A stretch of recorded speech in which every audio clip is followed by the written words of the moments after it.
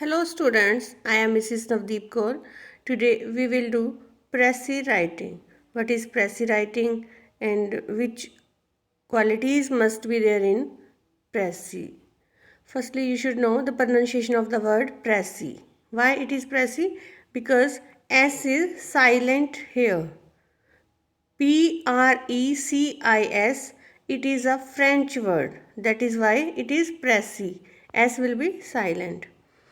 अगर यहाँ होता PRECISE तब हो जाता प्रिसाइज मीन्स टू समराइज।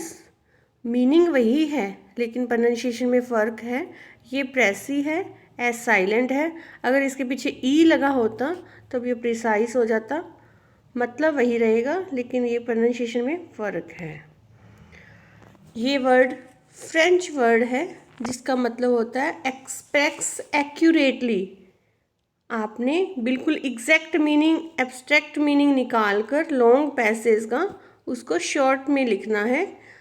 इसके लिए हमें क्या करना है, एक पैसेज दिया होगा, आपने उसको ब्रीफ में समराइज करके लिखना है। It should be very clear, compact and logical summary of a passage. इसकी इम्पोर्टेंस क्या है? आजकल के बिजी शेड्यूल में इतने लॉन्ग पैराग्राफ हम पढ़ने के लिए टाइम नहीं होता, इसलिए प्रेसी क्या होती है, वो उसकी ब्रीफ समरी होती है ताकि हम शॉर्टकट में पढ़कर उसका फुल डिटेल हमें पता चल जाए। एक अच्छी प्रेसी लिखने के क्या क्वालिटीज़ हैं, क्या उसमें होना चाहिए?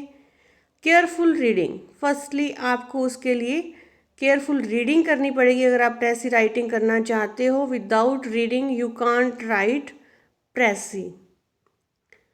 आप इसको एक बार पढ़ो, दो बार पढ़ो, फिर उसका अच्छे से मीनिंग समझ के फिर आपने उसको नोट डाउन करना है। ज़्यादातर मिस्टेक्स कौन सी होती हैं प्रेसी राइटिंग में? हम कुछ वर्ड्स को मिसस्पेल कर जाते हैं, फैक्ट और फिगर को हम डिस्क्राइब करने में गलती कर जाते हैं, या पंक्चुएशन मार्क्स लगाना भूल जाते हैं, और या फिर ग्रामर और स्ट्रक्चर की गलती करते हैं। इसीलिए हमने टेंसेस किए हैं ताकि हम ये गलतियाँ ना करें। अब आपने प्रेसी को अपनी वर्डिंग में लिखना है, as it is copy paste नहीं करना। आपने अपने टेंस को ध्यान में रखते हुए सेंटेंस का स्ट्रक्चर क्रिएट करना है। कॉन्टिन्यू होना चाहिए आपके अंदर जो थॉट चल रहे हैं उसके। प्रेसी के अंदर जो आप थॉट्स लिख रहे हो वो एक कोहेरेंस और के अकॉर्डिंग होना चाहिए। कोहेरेंस का मतलब होता है एक सेंटेंस दूसरे सेंटेंस से रिलेट होना चाहिए।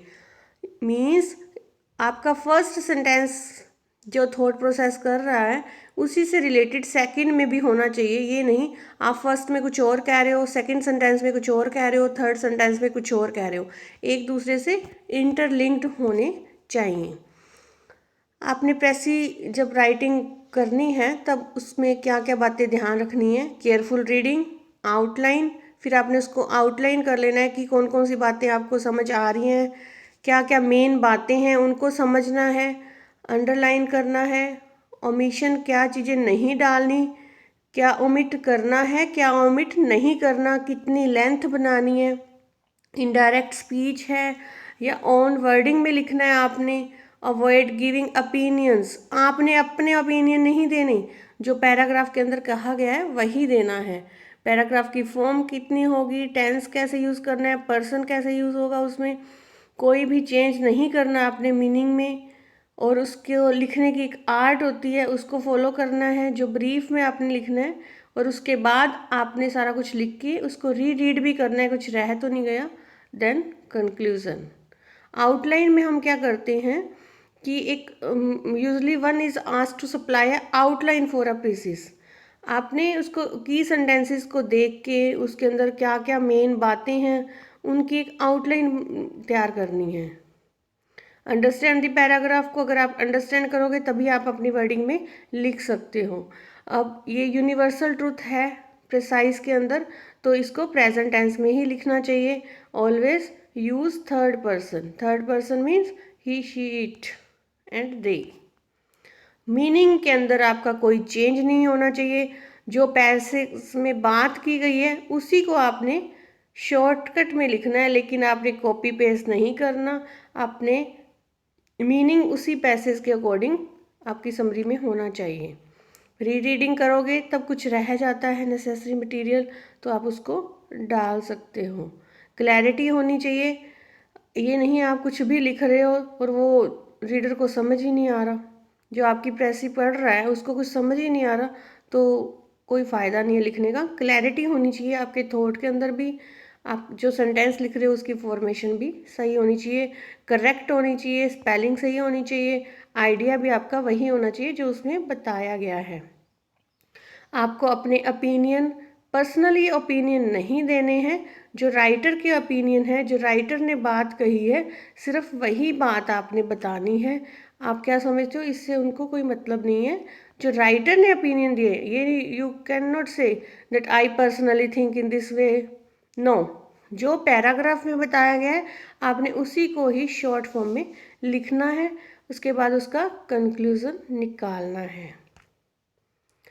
अब इसके लिए आपको सब करने के बाद आपने देखना है कि ये जो मेन टॉपिक है आपका वो किस से रिलेटेड है, so that you can write the title of the paragraph.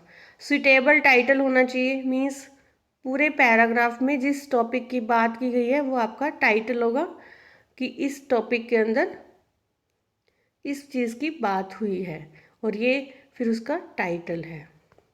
Title क्या होता है, टाइटल एक तरह से साइन बोर्ड का काम करता है, जिसको पढ़ते ही हमें पता चल जाता है कि इस टाइटल का मीनिंग है कि इसके अंदर इस चीज़ की बात होगी। मीन्स जैसे अगर हम पढ़ते हैं कि हार्मफुल इफ़ेक्ट्स ऑफ पॉल्यूशन, तो इसका मतलब पैराग्राफ में पॉल्यूशन के बारे में ही बताया गया है, और उसका टाइटल आपने निकाला है harmful effects of the pollution. I think you understand very well. If any problem, you can ask me. Thank you.